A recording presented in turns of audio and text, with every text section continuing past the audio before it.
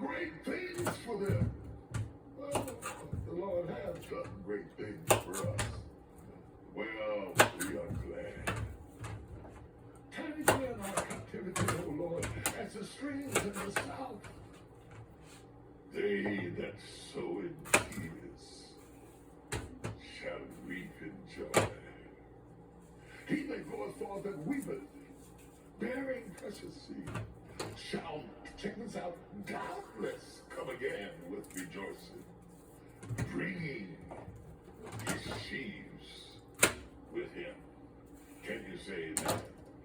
I want to go back to that first verse. I want to read that first verse again, Psalms 126 and 1. When the Lord turned again the captivity of Zion, we were like them that conviction. I wanted to have more meaning than a casual thing from the beginning to the end that the Lord knows. It is comforting to say the Lord knows when, especially when I don't. Important for us to understand the Lord knows when to rebuke the tendency to believe that our lives are chaotic. We turn on the television set every day and we don't know what in the world we're going to see. We don't know what's going to happen. We don't know what calamity is going to face. There's a feeling of uncertainty. There's a pensiveness that's inherent in our spirits right now, sitting on the edge, not knowing what's going to happen next.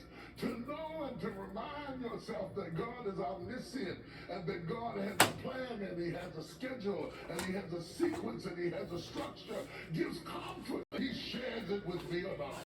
Like parents don't always share with the children, and children don't always tell their parents. It is possible to have information and not espouse the information to you, but the Lord knows when. It's like children going on a ride, and they're in the back seat of the car, and they keep saying to you, are we there?